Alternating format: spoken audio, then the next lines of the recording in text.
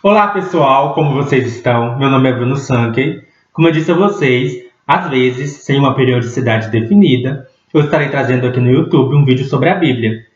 E neste vídeo nós estaremos estudando uma profecia do livro de Daniel sobre as 70 semanas. Eu já peço a você que deixe o seu like no vídeo, se inscreva no canal caso você não seja inscrito e ative o sininho a fim de receber novas notificações. Vocês já devem ter ouvido falar de uma história de que um dia virá um anticristo e que ele vai governar por 7 anos depois do arrebatamento e na metade do ano ele vai, até a metade do ano vai ser um reino de paz e depois da outra metade vai ser um reino de grande tribulação e que ele vai quebrar o pacto que fez com Israel e que ele vai profanar o templo e vai pedir a ele mesmo ser adorado. Vocês já ouviram uma história assim, né? Essa história é baseada numa interpretação de Daniel, capítulo 9, a partir do verso 25 ali, que vai nos falar assim sobre as 70 semanas. Mas será que é isso que o texto significa se a gente lê ele de um ponto de vista histórico? Vamos investigar esse texto e ver o que ele significa à luz da interpretação histórica. Mas aqui eu quero dizer uma coisa para vocês. Por mais que eu tenha começado citando a questão do anticristo e tudo mais, o que eu vou fazer aqui é uma interpretação do ponto de vista histórico, não é do ponto de vista religioso. Então o que eu vou fazer? Eu vou analisar o texto de acordo com aquilo que a historiografia, que a interpretação acadêmica mais nos indica ser o significado do texto. Não é para discordar da interpretação religiosa. Caso você interprete o texto de uma outra forma, eu espero que você entenda que eu não estou aqui discordando da sua interpretação. Eu estou apenas apresentando uma interpretação alternativa, uma interpretação diferente. Então, você pode sim discordar da interpretação que eu irei trazer aqui. Você pode, talvez, na sua igreja ter uma outra interpretação e está tudo bem. Aqui eu não estou para combater, para discordar da interpretação que você adota, mas apenas apresentar uma interpretação possível, que pode ou não estar certa, que pode ou não estar errada. Então não entenda que eu esteja aqui querendo discordar de uma interpretação diferente que você talvez adote. Eu estou apenas apresentando aquela interpretação que, de acordo com os acadêmicos, que de acordo com historiadores, que de acordo com a universidade, com a academia, com os estudiosos, é a interpretação mais provável do texto. Talvez essa interpretação discorde da interpretação da sua igreja. E está tudo bem se discordar. Então, eu vou fazer aqui o papel de uma pessoa secular, de uma pessoa da academia, da universidade, interpretando o texto, e não o papel de uma pessoa da igreja interpretando o texto. Caso a sua igreja tenha uma interpretação diferente, entenda que é só isso, é só diferente. Aqui eu vou apresentar a interpretação acadêmica e você pode ter a interpretação religiosa sua, sem nenhum problema. As duas não precisam estar em compatibilidade.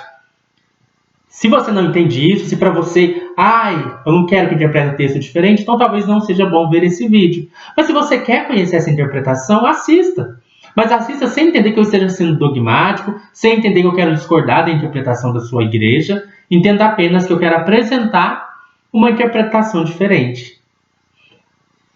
Hoje nós vamos estudar, então, as 70 semanas de Daniel. Mas para fazer isso, nós precisamos seguir alguns passos.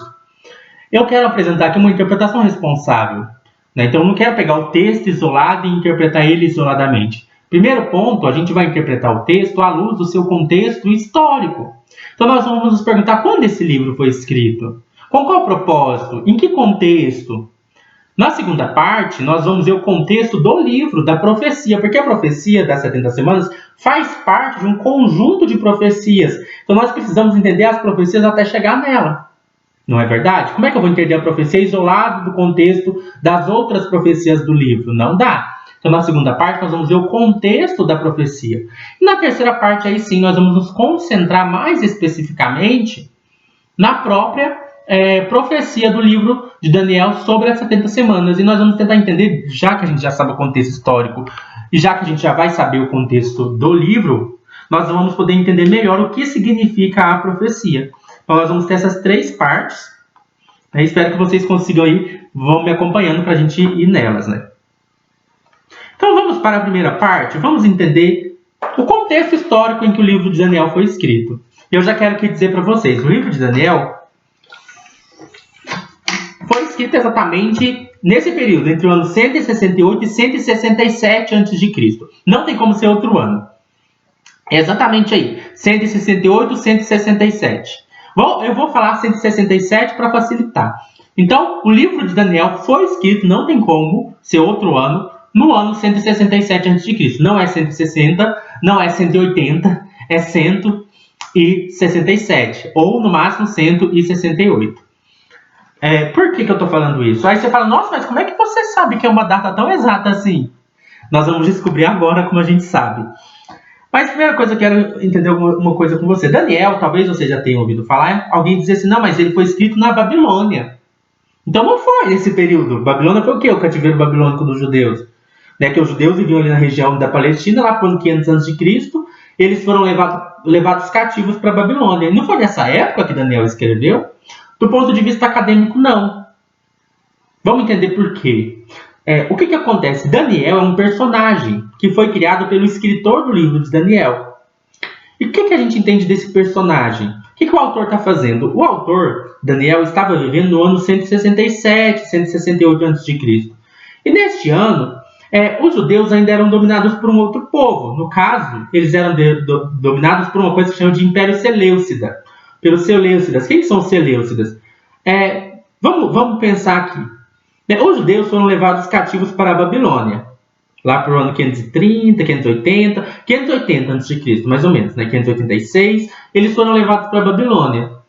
Passou um tempo, eles ficaram lá, até o ano 530, porque veio a Babilônia, depois veio o Império Medo-Persa, e aí no período do Império Medo-Persa, eles voltaram para a terra deles, e aí depois veio o Império Grego, só que eles nunca tiveram mais de volta a sua nacionalidade preservada.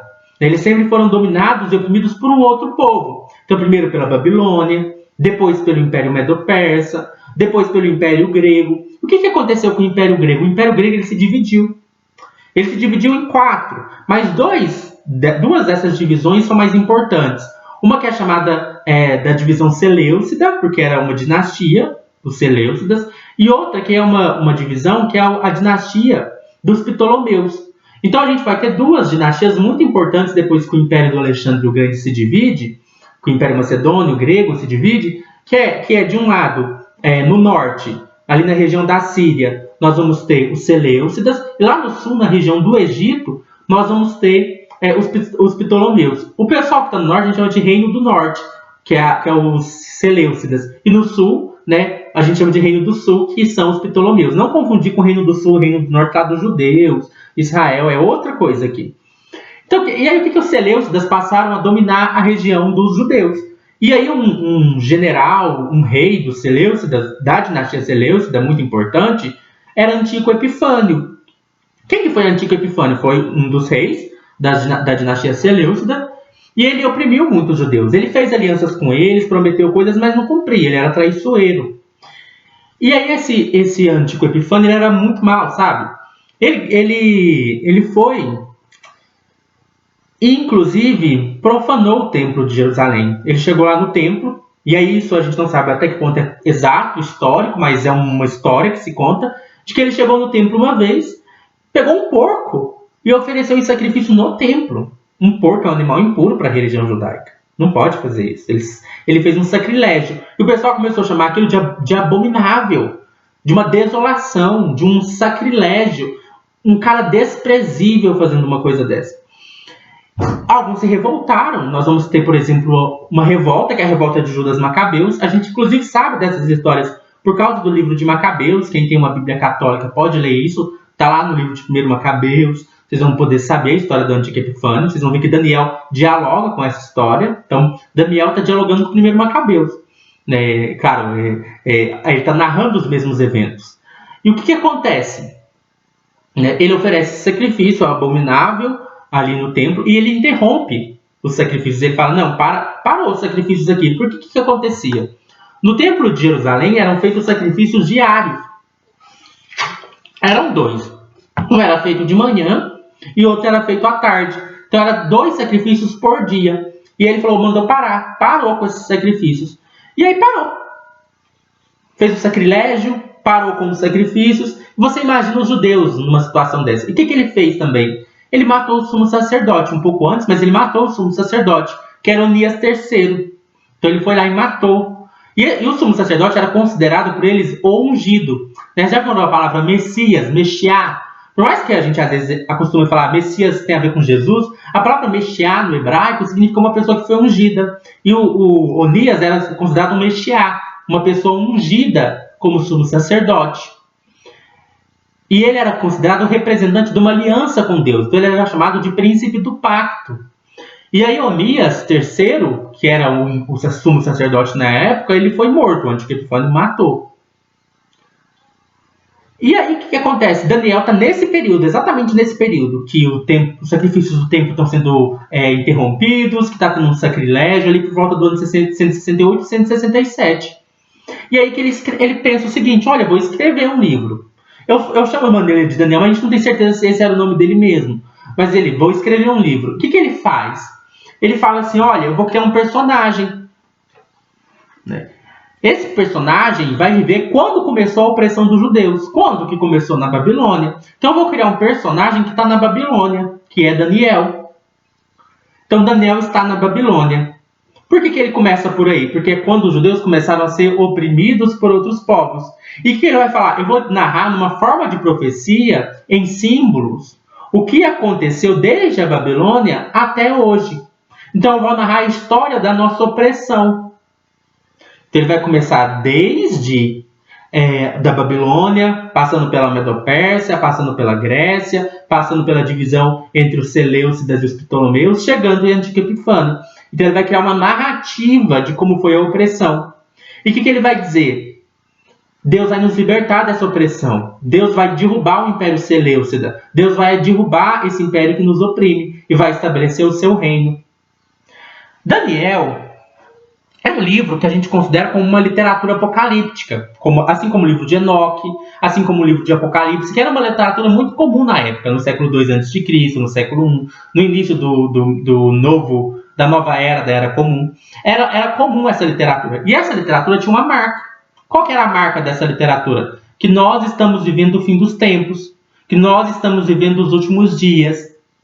E o que quando se escrevia uma literatura se fazia? Se atribuía a profecia a alguma figura antiga. Então, por exemplo, você pega o livro de Enoque. Enoque não foi escrito por Enoque, foi escrito por alguém nessa época, do período de textos apocalípticos, e ele pega e coloca a profecia ligada a um personagem. Da mesma maneira, Daniel, talvez existisse esse personagem na literatura judaica. A gente vê isso pelo livro de Ezequiel. E o que ele faz? Ele vai criar uma história em torno desse personagem e vai usar esse personagem como um profeta que vai narrar a história até os dias em que o livro está sendo escrito. Vocês já devem ter percebido que isso é muito comum. Por exemplo, você vai lá no livro de Daniel, fala assim: sela a profecia para ela ser lida só quando for o momento dos eventos. Então qualquer imagem, é como se o personagem Daniel tivesse escrito a profecia, ela ficou guardada para ser lida agora que ela está sendo distribuída. Então, na verdade, o que estava acontecendo de fato é que a profecia estava sendo escrita mesmo nesse período que é o fim dos tempos. E como a gente sabe que a data do livro ter sido escrito é tão exata, 167, 168. De novo, a ideia de profecia historicizada. Profecia historicizada quer dizer que a profecia foi escrita depois que ela aconteceu. Ela é retroativa. Às vezes vocês devem estar dizendo: mas ele estava querendo enganar, mentir? Não, não é isso. Era uma forma natural, é uma forma de escrever literatura apocalíptica, de escrever literatura profética. É você criar... Pode ser que ele acreditasse que ele estivesse recebendo a mesma profecia que Daniel lá no passado recebeu. Ou pode ser simplesmente que ele quisesse mesmo narrar os eventos numa forma de uma profecia. Não quer dizer que ele estava sendo mentindo, alguma coisa nesse sentido. E aí o que a gente entende? Daniel foi escrito nesse período do Antigo Epifânio, e ele cria um personagem na Babilônia, que está ali sofrendo opressão de um outro povo. Percebe que é a mesma situação? E ele vai dizer assim: olha, não se contamine. Lembra aquelas histórias? Sadraque, Mesaque, Abednego, a história de Daniel na cova dos leões. Essas histórias não são literais. São histórias que ele está contando para dizer assim: olha, mesmo diante da opressão de um outro reino, sejamos fiéis a Deus. Assim como Sadraque, assim como Mesaque, não vamos adorar deuses falsos. Mesmo que nos obrigue, não vamos. Antigo Epifânio está profanando o nosso tempo. Nós não vamos nos submeter a uma coisa dessa. Nós não vamos nos corromper. E aí que ele vai então falar assim, deixa eu narrar para vocês em forma de profecia, em forma simbólica, o que aconteceu desde o período que começou a nossa opressão até os dias de hoje. É isso que é o livro de Daniel. O livro de Daniel é uma narrativa do período em que o povo judeu foi dominado por um outro povo, que ele foi oprimido. E como a gente sabe, né, que o livro foi escrito no ano 167 tão exatamente, é porque a profecia ela vai seguindo a ordem. Claro que ela não é precisa, completamente precisa, porque Daniel não é como nós, ele não tinha acesso a todos os documentos históricos que nós temos e todas as informações históricas detalhadas que nós temos. Então Daniel vai cometer algumas imprecisões quando ele vai narrando esses eventos. Por exemplo, a gente sabe que a questão do Império Medo-Persa é muito mais complexo, né? Mas Daniel vai relatar primeiro como se tivesse o Império Medo e depois vem o Império Persa em seguida. A gente sabe que a narrativa da história não foi bem assim. Daniel também vai considerar que o Império Medo dominou uma certa região que ele não dominou. Um exemplo muito famoso, né, que vem ali do Belsazar, que agora eu não vou lembrar os detalhes, né, mas a gente sabe que a linhagem assim, né, da relação do Belsazar, do Dário, do Nabucodonosor, não é exatamente como Daniel coloca, ele está impreciso, né, a sequência dos reis. O que eu estou querendo dizer com isso?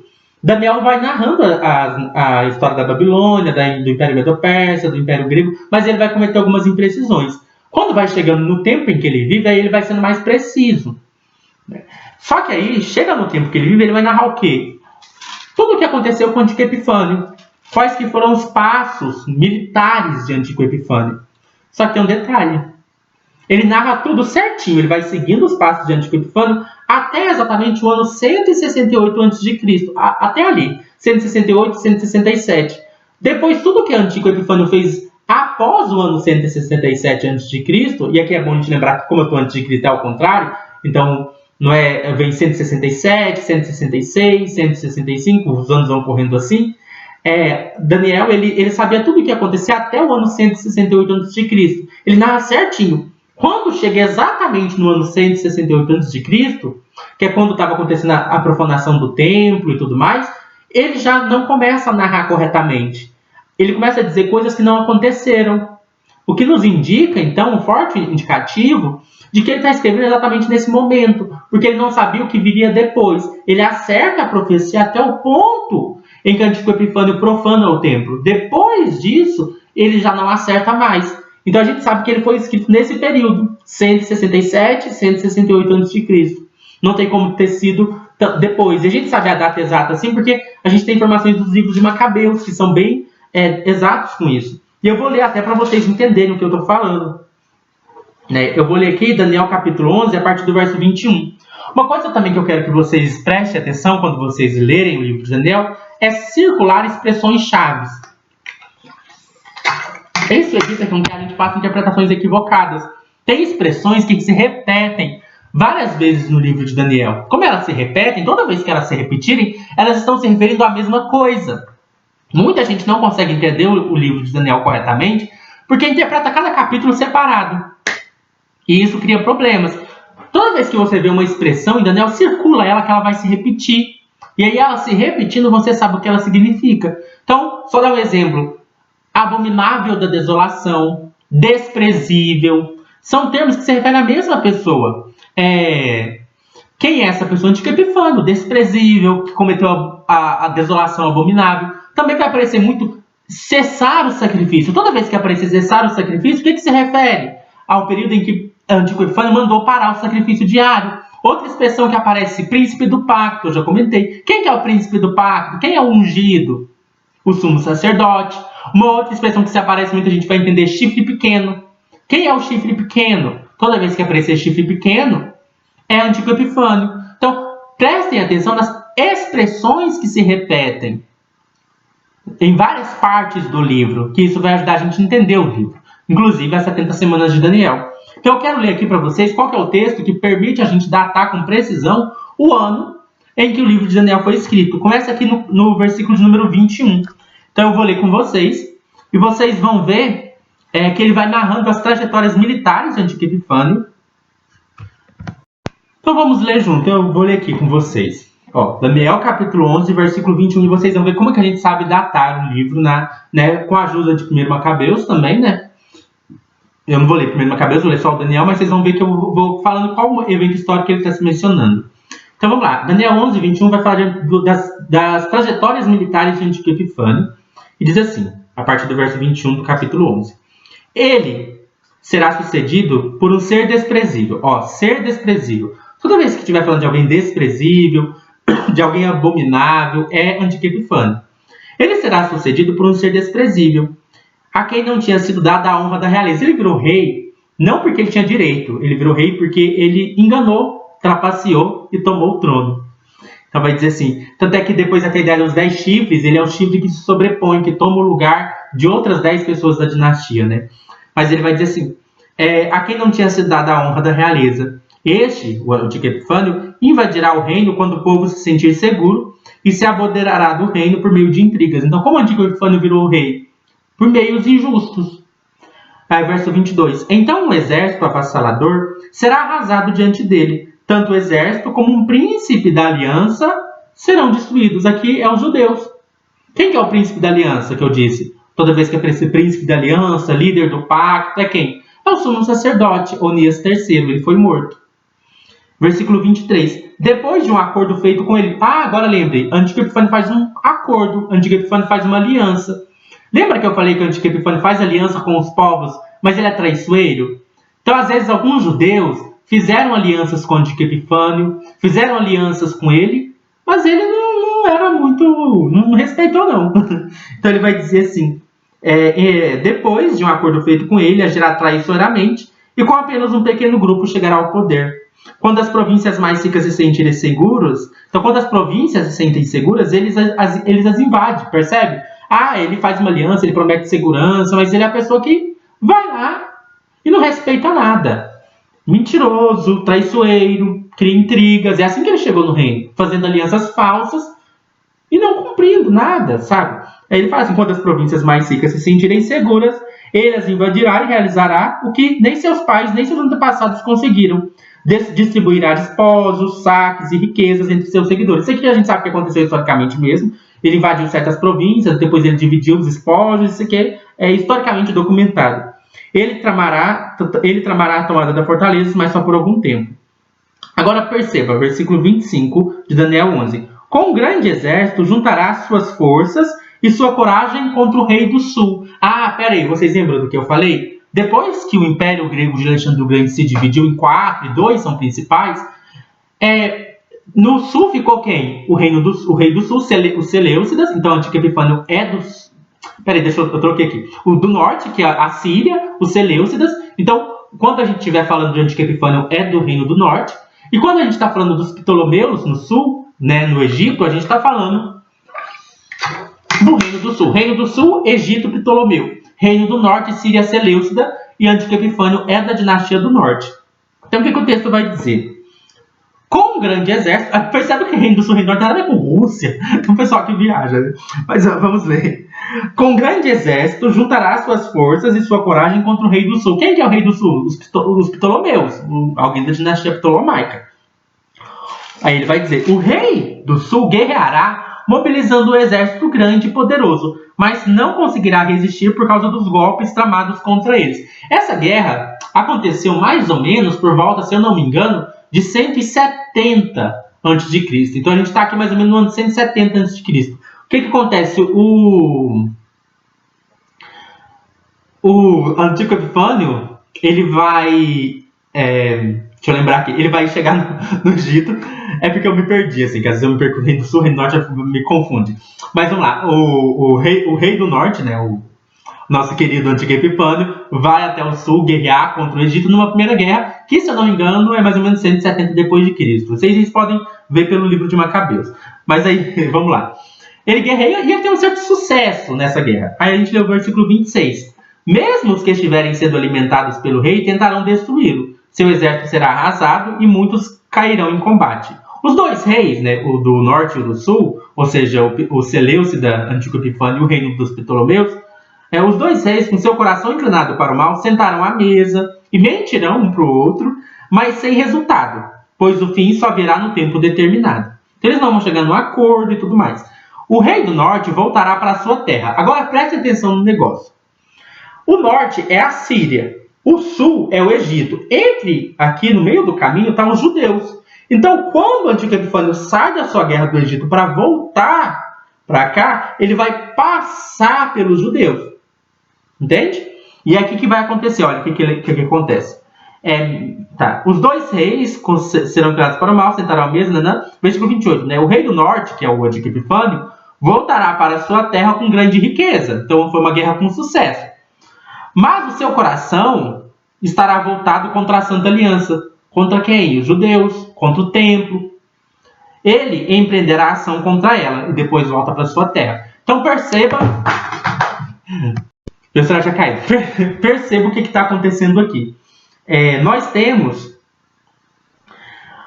o Antíoco Epifânio saindo vitorioso de uma guerra. Claro que ele não acabou com os Ptolomeus por causa disso, mas ele conseguiu muitas riquezas nessa guerra. E no caminho de volta, passando ali pela Síria, né, ele vai passar, né, pelos judeus. E aqui já fica claro que ele se coloca contra a Santa Aliança, né? Então a gente pode lembrar do fato de, por exemplo, ele vai assassinar Onias, né, o sumo sacerdote. Ele vai se voltar contra o templo. Nós vamos ver que Antíoco Epifânio vai profanar o templo. Não nesse momento, né? Vai ter uma segunda guerra contra o Egito. A gente vai continuar acompanhando para a gente entender. Mas isso que eu quero que vocês entendam. E aí, a gente prossegue isso em 170 a.C., mais ou menos.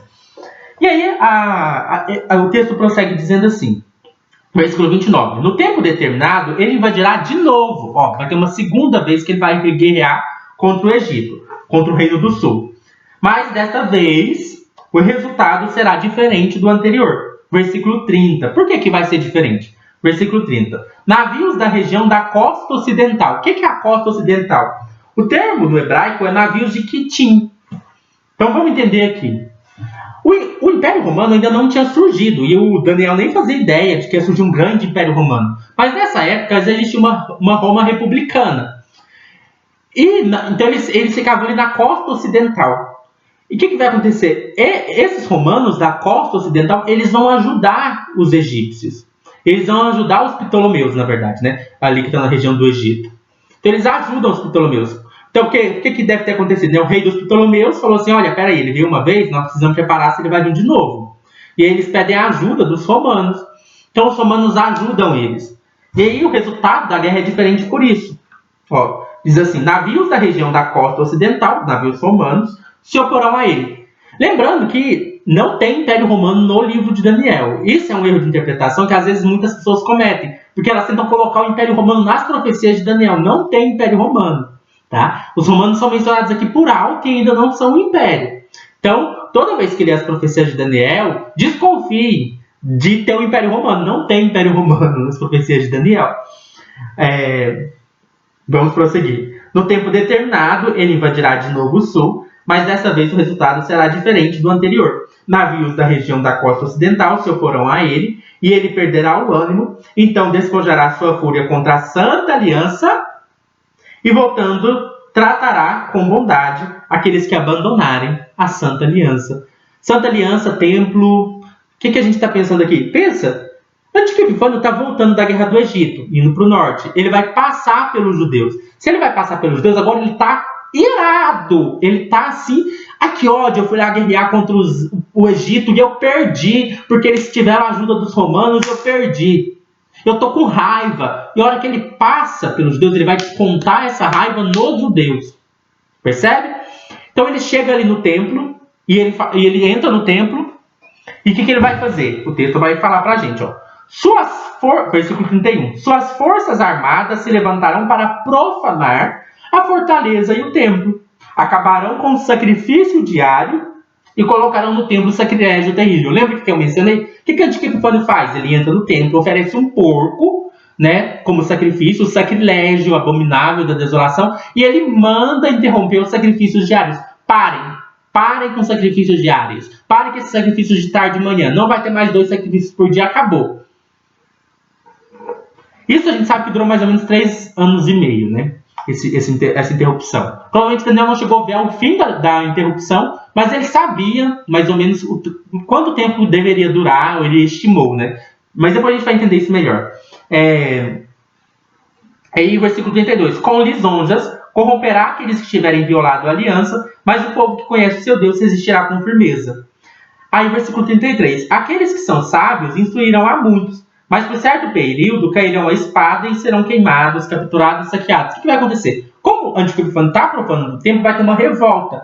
Essa revolta acontece ali em 168, 167 a.C. Então, um grupo de revoltosos liderados por quem? Judas Macabeus. Por isso que tem nas Bíblias católicas o livro de Macabeus. Judas Macabeus vai ser um moço judeu que vai liderar uma revolta contra o Antigo Epifânio. Nessa revolta, aqui fala, alguns cairão a espada, serão queimados, capturados e saqueados. Quando caírem, receberão uma pequena ajuda, a ajuda de Judas Macabeus. E muitos que não são sinceros se juntarão a eles. Alguns dos sábios tropeçarão para que sejam refinados, purificados e alvejados até a época do fim, pois isso acontecerá no tempo determinado. Até aqui, Daniel está sabendo o que está acontecendo. Ele está vivendo nesse exato momento que está acontecendo a profanação do templo, que está acontecendo a revolta dos Macabeus. Depois daqui ele não sabe mais. Só que Daniel é um profeta apocalíptico. O que ele acha que vai acontecer depois daqui? O fim do mundo. Deus vai intervir. Chegou a hora de Deus intervir. Essa opressão, Deus não vai aceitar uma opressão dessa. O cara profanou o templo de Jerusalém. Será que Deus vai ficar de braços cruzados? Será que Deus não vai fazer nada? Oferecer um sacrifício de porco no seu templo? Interromper um sacrifício diário? É a hora de Deus intervir. E aí, ele não sabe o que vai acontecer, mas ele vai dizer o que ele acha que vai acontecer. Mas vamos prosseguir. Versículo 36. O rei fará o que bem entender. Ele se exaltará. Então ele começa primeiro a criticar o Antigo Epifânio. Então do versículo 36 ao 39 é uma crítica ao Antigo Epifânio. Ele fala assim. O rei fará o que bem entender. Ele se exaltará e se engrandecerá acima de todos os deuses. E dirá coisas jamais ouvidas contra o Deus dos deuses. Ele terá sucesso. Até que o tempo da ira se complete. Deus está irado com o que o Antigo Epifânio está fazendo. Pois o que foi decidido irá acontecer. Ele não terá consideração pelos deuses. Antigo Epifânio não teve consideração pelos deuses, nem dos deuses de seus antepassados, nem pelo Deus preferido das mulheres, nem por Deus algum, mas se exaltou acima deles todos. Em seu lugar, adotará um Deus das fortalezas, um Deus desconhecido de seus antepassados. Ele honrará com ouro e prata, com pedras preciosas e presentes caros. Atacará as fortalezas mais poderosas com a ajuda de um Deus estrangeiro e dará grande honra àqueles que o reconhecerem. Ele o fará governante sobre muito e distribuirá a terra, mas a um preço elevado. Até aqui, ele fez uma crítica ao Antigo Epifânio como uma pessoa ímpia que não respeita nem os deuses do seu antepassado. E aqui ele vai começar a tentar prever o que vai acontecer. Aí aqui ele começa a errar. Por quê? Porque ele não sabe. Então percebe que a gente sabe datar por causa disso? Então aqui ele já não sabe. O que ele vai falar? No tempo do fim, percebe o que ele está falando? Nós estamos vendo os últimos dias. Então no tempo do fim, que agora é os últimos dias, o que vai acontecer? O rei do sul, o Antigo Epifânio, se envolverá em combate. E o rei do norte o atacará com carros e cavaleiros. Então o que ele está tentando prever? O pessoal do Egito vai vir atacar o Antigo Epifânio. Ele invadirá muitos países e avançará por eles como uma inundação. Também invadirá a terra magnífica, muitos países cairão, mas Edom, Moab, os líderes de Amon ficarão livres da sua mão. Ele estenderá o seu poder sobre muitos países e o Egito não escapará. Pois esse rei terá o controle dos tesouros de ouro e de prata e de todas as riquezas do Egito, os líbios e os núbios, a ele se submeterão. Mas informações provenientes do leste e do norte o deixarão alarmado e irado partirá para destruir e aniquilar muito povo. Armará suas tendas reais entre os mares, no belo e santo monte. No entanto, ele chegará ao seu fim e ninguém o socorrerá. Então ele tentou prever o que vai acontecer com o Antigo Epifânio. E ele está pensando que nos últimos dias, o Antigo Epifânio, percebe que algumas pessoas vão falar, o Anticristo, sabe o que é o Anticristo? No livro de Daniel, é o Antigo Epifânio. Os textos que as pessoas acham que está falando de um Anticristo, está falando do Antigo Epifânio. E o que o texto está aqui nos informando? Que Antíoco Epifânio vai ter uma trajetória final em que ele, de acordo com o texto, vai novamente se envolver num combate ali com o Egito. Então Daniel fala nesses versos que Antíoco Epifânio guerrearia contra o Egito e que ele acabaria por morrer na Terra Magnífica, na Judéia. Não aconteceu. O que na verdade aconteceu é que não teve essa guerra e o Antíoco Epifânio morreu de câncer na Pérsia no ano 164 a.C. Então o que acontece? Antíoco Epifânio não seguiu a partir desse momento aqui. Por isso que a gente consegue datar. Daniel conseguiu acertar as trajetórias de Antíoco Epifânio até o ano da profanação do templo. Depois disso, ele não sabe mais o que acontece. E ele começa a fazer previsões que não se realizaram. Então é por isso que a gente consegue, com uma certa precisão, datar o livro de Daniel nesse período. E não é só por isso. Vocês vão ver que a gente vai continuar estudando que todo o livro de Daniel é sobre esse período. O livro de Daniel é sobre Antíoco Epifânio. Vocês vão ver isso. O livro de Daniel é sobre esse período da história. Então isso permite a gente saber quando o livro foi escrito. E vai nos ajudar a entender o texto melhor, conhecendo esse contexto histórico. Agora, nós vamos para a segunda parte. Nós vamos estudar agora a profecia no contexto dela. Então a profecia que nós pretendemos estudar hoje é a profecia que está em Daniel, capítulo 9, a partir do verso 20 até o verso 27. Mas para a gente chegar em Daniel 9, a gente precisa saber o que vem antes. O que eu vou fazer? Daniel vai intercalando. Tem um pouco de profecia, tem um pouco de relatos. Os relatos a gente vai deixar um pouco de lado, né? Daniel na cova dos leões, Sadraque, Mesaque e Abednego, Nabucodonosor ficando louco por 7 anos. Isso a gente vai pular um pouco e a gente vai se concentrar na trajetória da profecia. Então vamos lá. A primeira profecia que eu quero que vocês tenham em mente, vocês vão ver que está tudo relacionado, é a profecia do capítulo 2. Daniel capítulo 2. O que acontece em Daniel capítulo 2? Nós temos uma estátua. E aí, o que eu falei para vocês? Qual que é a pretensão de Daniel? Narrar a história de opressão dos judeus. Então ele vai começar como os judeus começaram a ser oprimidos por qual império? Babilônia. E até chegar no dia deles. Quem está oprimindo eles? Império Seleucida. Então o que ele vai fazer? Ele vai fazer a trajetória. Como a gente saiu do Império Babilônico e chegou no Império Seleucida? Como que se deu isso? O que aconteceu? Qual que é a trajetória? E aí que a gente vai ter aqui uma estátua. O que é a estátua? Nabucodonosor, que aqui, de novo, é uma história figurada, não aconteceu literalmente. Nabucodonosor existiu, claro. Mas aqui ele está contando uma história de um personagem para tentar fazer a gente pensar o que acontece do período histórico. Então a gente tem, a gente pode entender aqui, Nabucodonosor, que é o rei da Babilônia. Então começamos. Qual que é o primeiro império que oprimiu os judeus? Primeiro, eles estavam lá na terra deles, foram levados para a Babilônia. O reino do sul ali dos judeus. Aqui já não é mais reino do sul naquele sentido.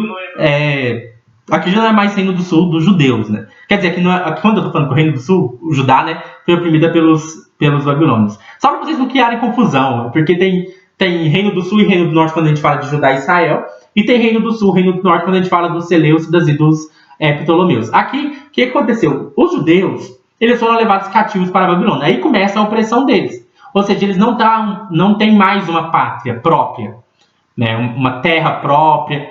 Primeiro, eles vão ser oprimidos pelos babilônios. Eu contei a trajetória. Daniel vai contar isso para a gente. É isso que ele vai fazer, só que em símbolos. E com uma narrativa profética. Então é assim que a gente precisa ter em mente esse contexto histórico para a gente entender as profecias. Então, Daniel, capítulo de número 2, Nabucodonosor tem um sonho. E Daniel vai lá interpretar esse sonho. O que Nabucodonosor sonhou? A gente pode ler. Ele vai sonhar com uma estátua. Essa estátua, né, tem uma cabeça de ouro. Então, eu acho que não vai ser necessário, né, a gente ler todos os versículos. Mas vamos ver aqui a partir da parte que ele já começa a interpretar. Daniel capítulo 2, versículo 36. Foi esse o sonho, e nós o interpretaremos para o rei. Tu, ó rei, é rei dos reis. O Deus dos céus concedeu-te domínio, poder, força e glória. Nas tuas mãos ele colocou a humanidade, os animais selvagens e as aves do céu.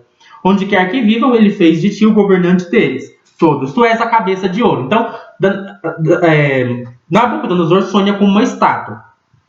Essa estátua, então, ela vai ter diferentes metais. Cada metal vai ficando pior.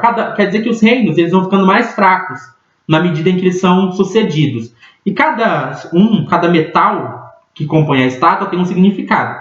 Então, por exemplo, primeiro tem a cabeça de ouro, depois a gente vai ter peito e braços de prata, depois a gente vai ter ventre e coxa de bronze, depois pernas de ferro e depois 2 pés, um de barro e um de ferro. O que eu quero que vocês percebam? O que vai acontecendo? Vai piorando o metal, né? Ouro, prata, bronze, ferro e depois barro. Uma coisa importante. O que significa cada um? Então, primeiro, o que significa a cabeça de ouro? É o primeiro império que dominou os judeus, que é a Babilônia. Então, ele vai dizer aqui.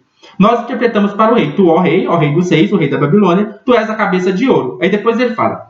Depois de ti surgirá um outro reino, inferior ao teu. Então, perceba que cada reino que vai passando é inferior ao anterior. Inferior ao teu. Qual é esse reino que é inferior ao dele? É o de prata. Que é quem? A Média. E ele bem rápido já fala assim, em seguida surgirá um terceiro reino de bronze. Quem que é o de bronze? É a Pérsia. Então, a prata e o bronze simbolizam o Império Medo-Persa. Então vem primeiro o Império Medo e Persa, né? Aí vira o Império Medo-Persa. Claro que se a gente for olhar do ponto de vista histórico, como a gente conhece hoje, não é exatamente detalhado assim. Mas é como a história era contada pelos persas. Então perceba que Daniel tem acesso à história como ela foi narrada no tempo dele, não como ela exatamente aconteceu. Isso é muito importante para a gente não criar confusões. Porque as pessoas mas não está batendo com o que a gente sabe da história completamente. Claro que não. Daniel escreveu do ponto de vista do que ele tinha informação na época dele, no século II a.C. Ele não tinha todos os dados históricos em detalhe. Vamos prosseguir. Então tem o Império Medo e o Império Persa. Ou seja, o peito e braços de prata, a Média, o ventre e coxa de bronze, a Persa. Então ele vai, primeiro reino, Babilônia, segundo reino, Média, terceiro reino, Pérsia. Então ele vai dizer assim, surgirá um terceiro reino, a Pérsia, que governará a terra. Finalmente haverá um quarto, forte como o ferro. Finalmente, ou seja, o último grande. Qual que é? O ferro.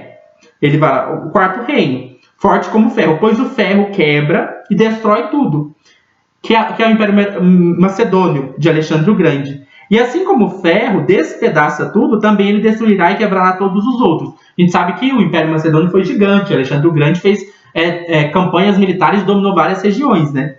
E aí ele vai dizer, só que tem uma coisa, como vistes, os pés e os dedos eram em parte de barro e em parte de ferro. Olha, percebe, o Império Grego começa, ele é ferro, mas a hora que chega nos pés ele se mistura com barro. Ou ele começa a ter barro no meio. O que isso quer dizer? Vamos entender? Como vistes, os pés e os dedos eram em parte de barro e em parte de ferro. Isso quer dizer que esse será um reino dividido. O que eu falei para vocês? O que aconteceu com o Império Grego? Ele se dividiu em 4. Depois que Alexandre o Grande morre, ele se divide em 4. Será um reino dividido. Mas ainda assim terá um pouco da força do ferro. Embora tenhas visto o ferro misturado com barro. Assim como os dedos eram em parte de ferro e em parte de barro, também esse reino será em parte forte, parte frágil. E como viste, o ferro estava misturado com barro. O que isso significa, ferro misturado com barro?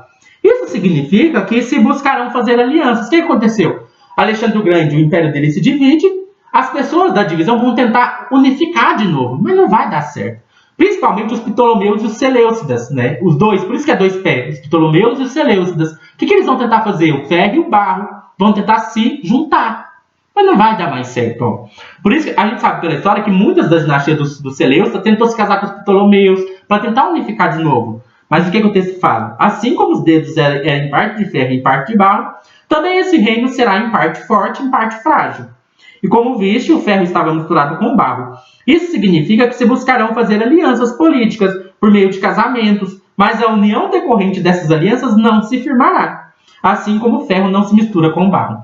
Então chegamos no período em que Daniel está, Seleucidas. O que Deus vai fazer com Seleucidas? O que Deus vai fazer com o Império Seleucida que está oprimindo os judeus? Versículo 44.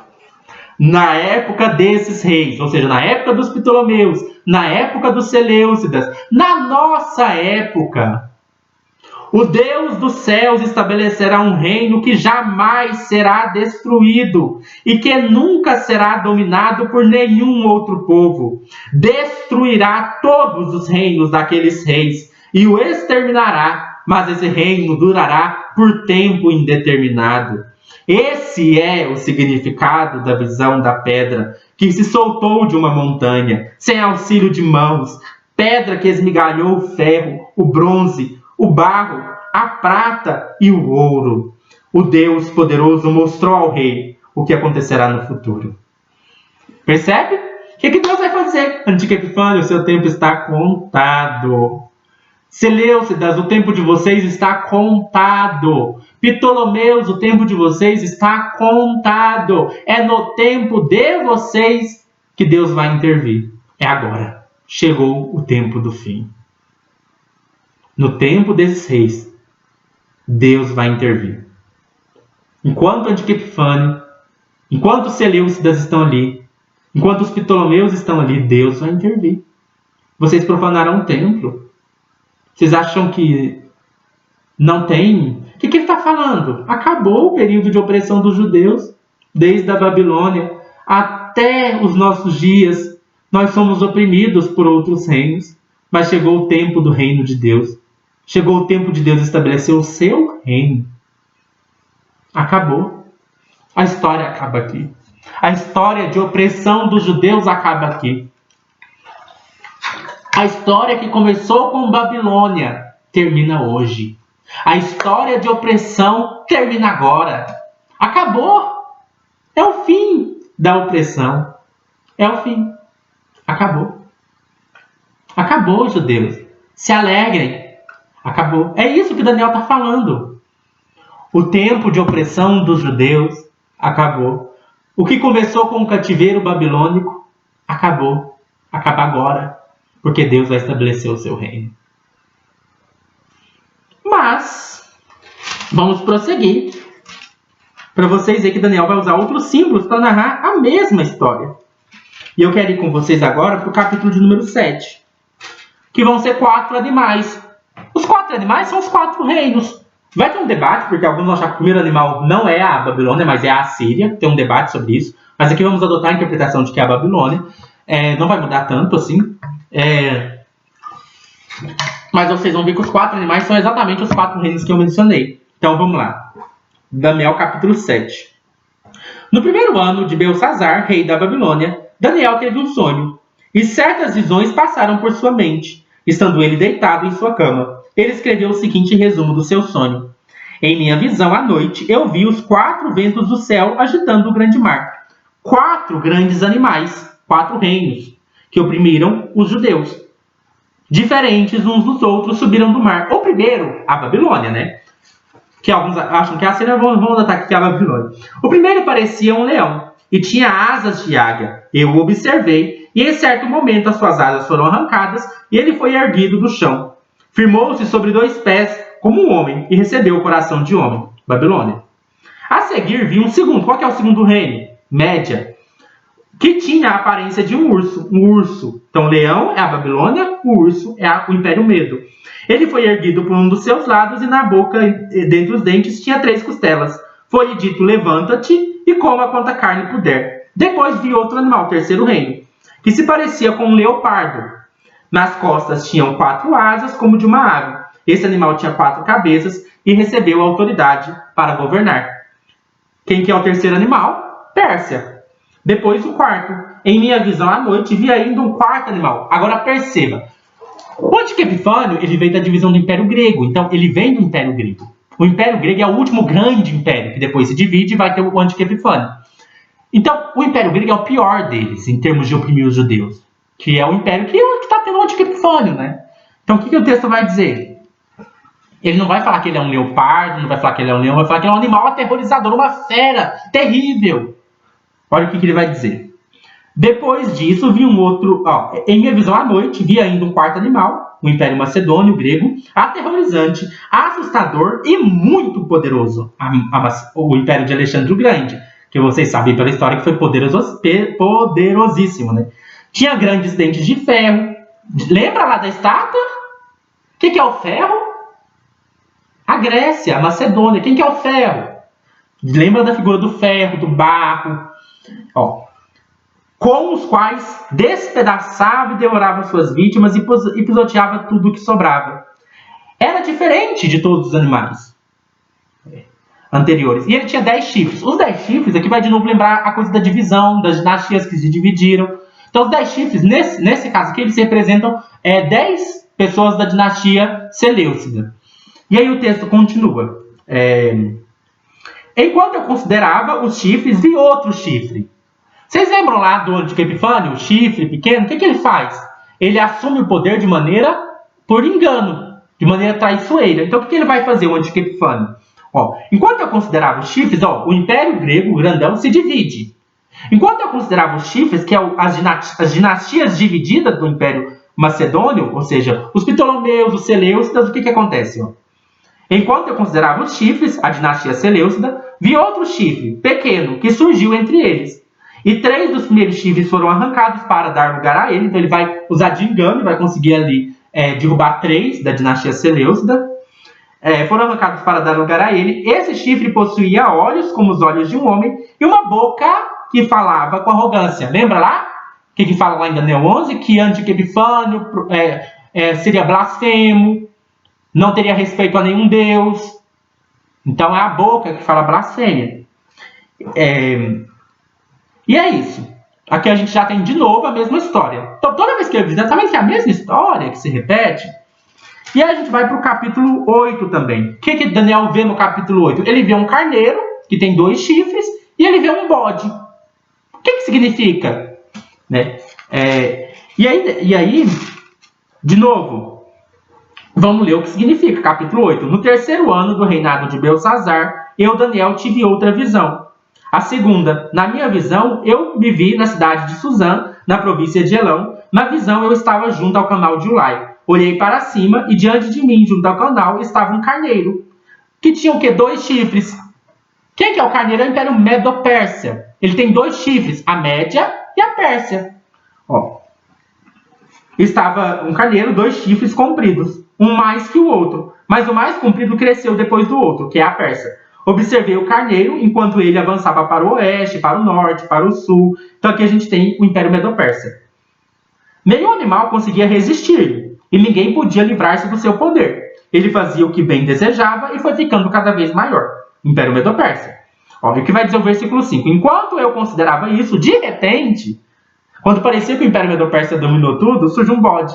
Um bode com um chifre enorme entre os olhos, veio do oeste. Quem que é o chifre enorme, o império enorme que está vindo? É o Império Macedônio, de Alexandre o Grande.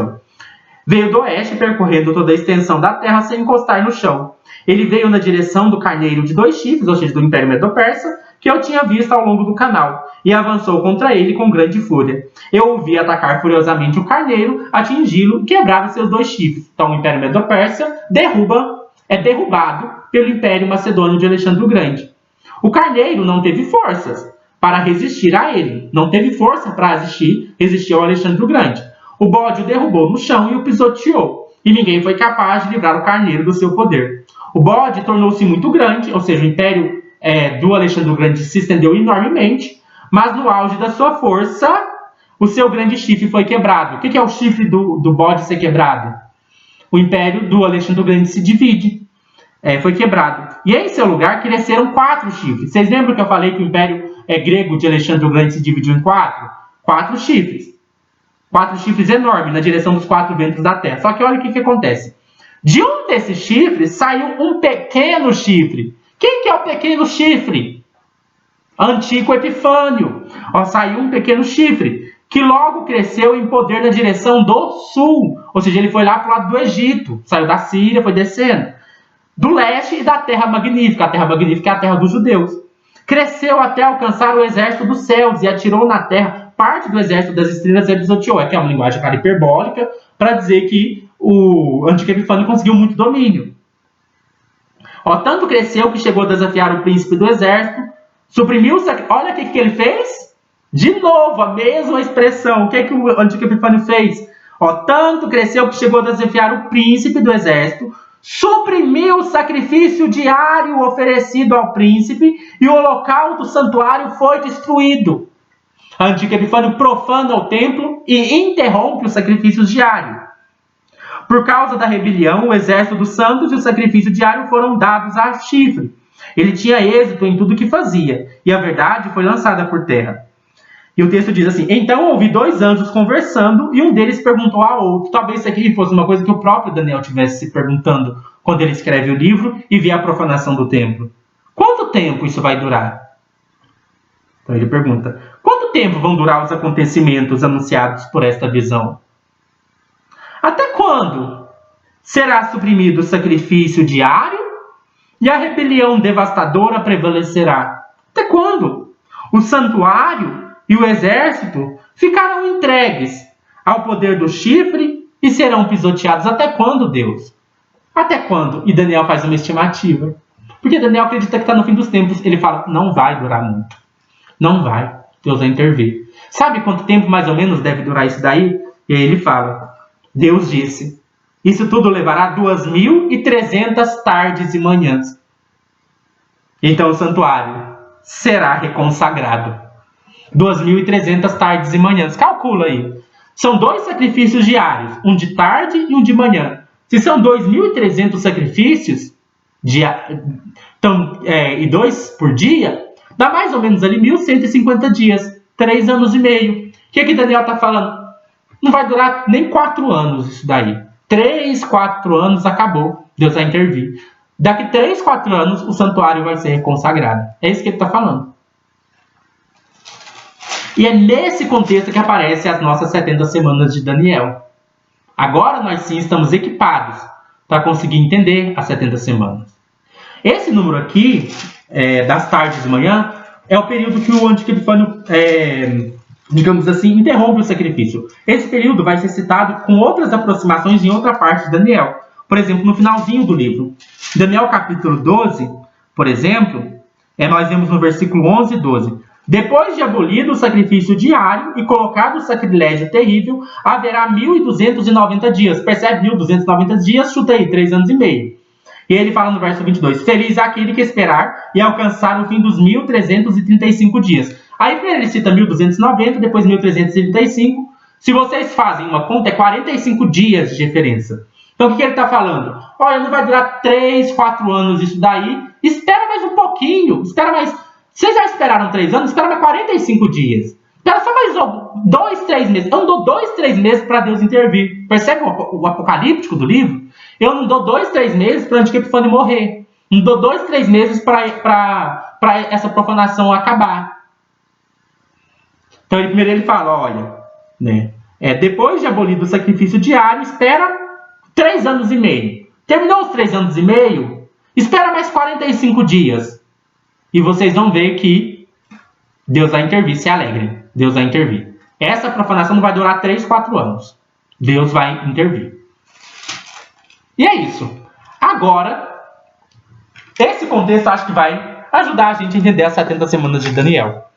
Vai ser muito importante. Então agora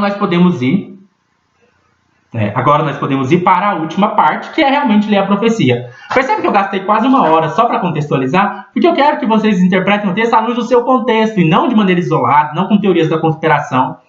Vamos ler o texto à luz do seu contexto. Agora que sabemos o contexto, poderemos entender mais facilmente as 70 semanas de Daniel.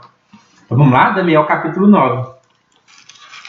Vocês vão ver que a profecia se encaixa perfeitamente, na leitura que a gente está fazendo. Daniel capítulo 9, verso 20. Enquanto eu estava falando e orando, confessando o meu pecado e o pecado de Israel, meu povo, e trazendo o meu pedido ao Senhor, o meu Deus, em favor do seu monte santo.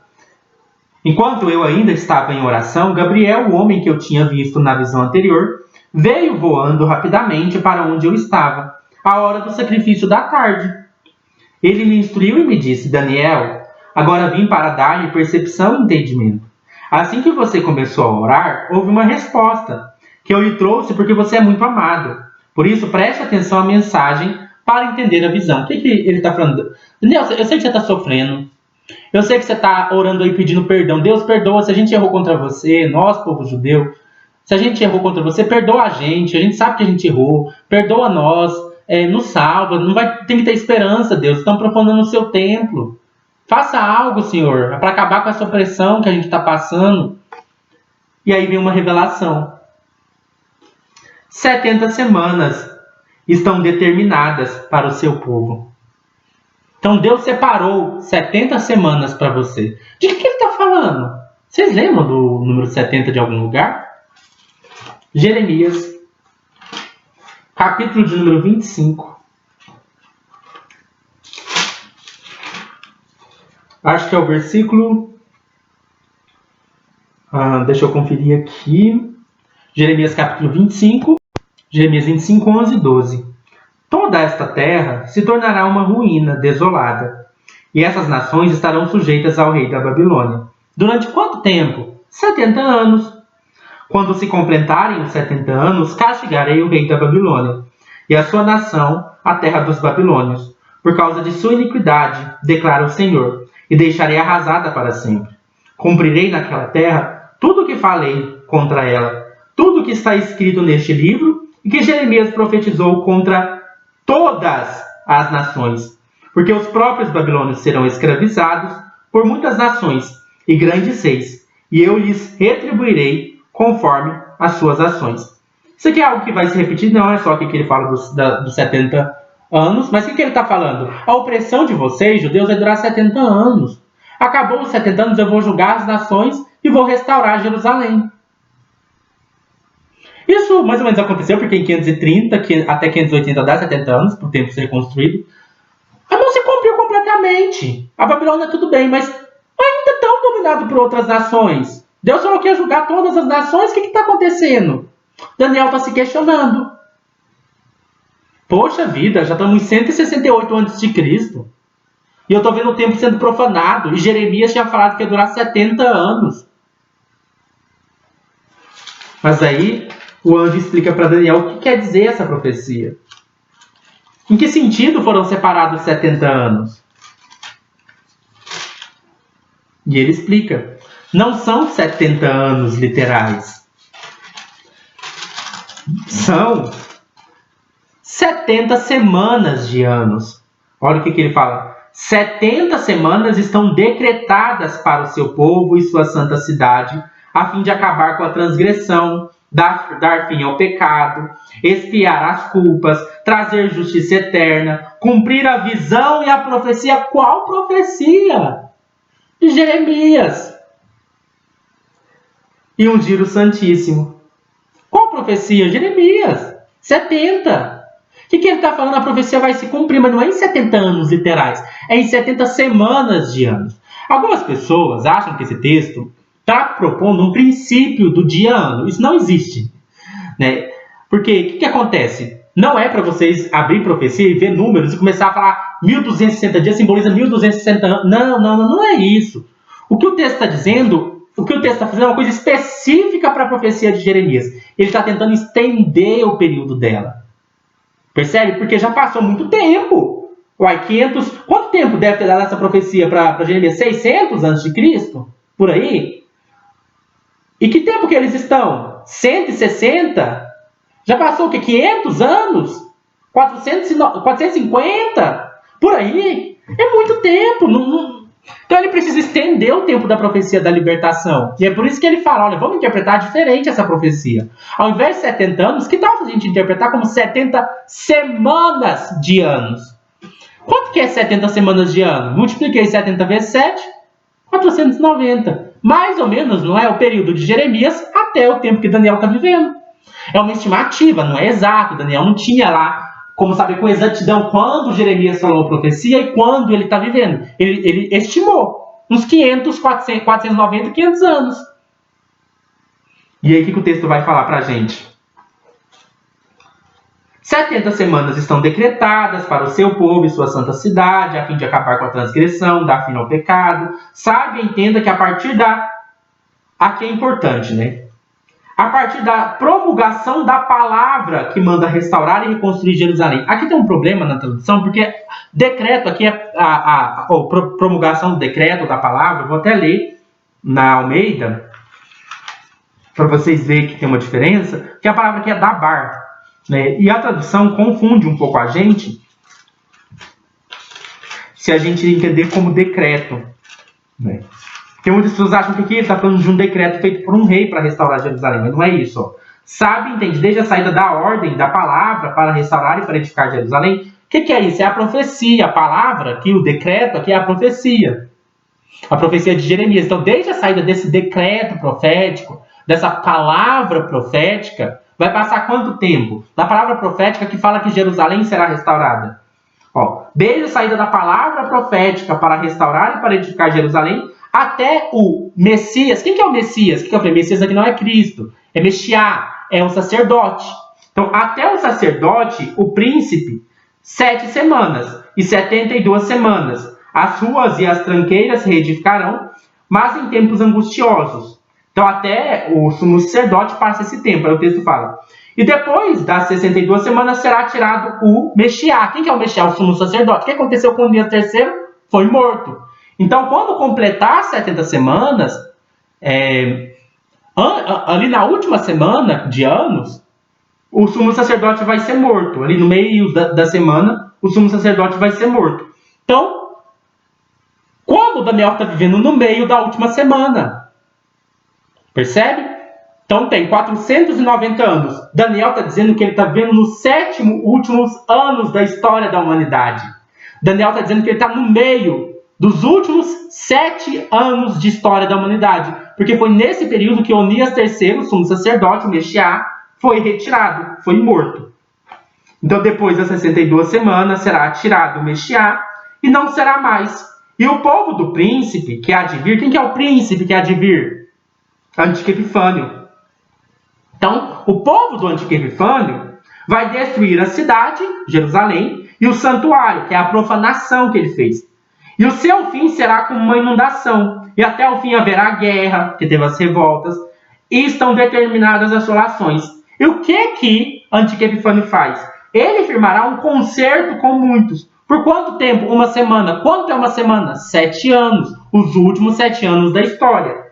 E na metade da semana, ou seja, no ano em que Daniel está vivendo, fará cessar o sacrifício. Mesma expressão! Se repetiu em várias passagens. Não tem como interpretar de outro jeito, né? Não parece? É a mesma expressão de novo. Ele fará cessar o sacrifício. O Antico Epifânio fez cessar o sacrifício. Por quanto tempo, mais ou menos, vocês lembram que o Daniel falou que ele ia fazer cessar o sacrifício? 2.300 tardes e manhã, 1.335 dias. Quanto tempo dá isso? 3 anos e meio. Opa, 3 anos e meio é o quê? Metade de uma semana de anos.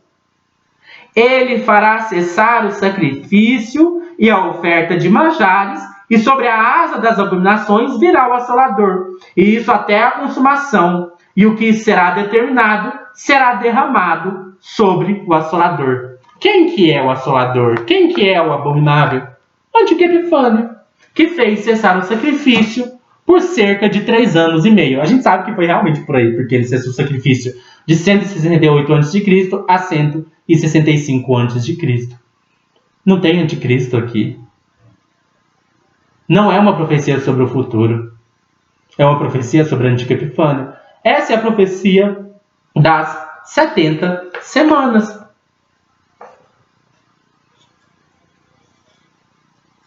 É isso. O que significa profecia? É uma reinterpretação da profecia de Jeremias. Então, o que o texto está falando? Desde a saída da palavra profética sobre a restauração de Jerusalém, desde a profecia de Jeremias, até a morte do sumo sacerdote ungido, Onias III, Messias, passará 490 anos. Nesse período, que é os últimos 7 anos da profecia, virá o assolador, Antico Epifânio. Ele fará alianças com os judeus, mas ele não vai ser fiel a essas alianças. Na metade da semana, ele vai quebrar essas alianças e vai profanar o templo de Jerusalém. Profanando o templo de Jerusalém, ele vai causar a abominação desoladora. Será capaz de oferecer um sacrifício de porco no templo do altar. Ele fará cessar o sacrifício por aproximadamente 3 anos e meio, 2.300 tardes e manhãs. É isso. Espero que vocês tenham gostado deste vídeo. Como eu disse, você pode interpretar o texto diferente, não estou aqui para discordar da sua interpretação, só vim apresentar a interpretação acadêmica, histórica, e claro que se você tiver uma interpretação religiosa diferente, não entenda que eu estou querendo combater essa interpretação, apenas mantenha se você tem razões religiosas para adotar uma interpretação diferente. E é isso, espero que vocês tenham gostado dessa análise do texto, e até mais.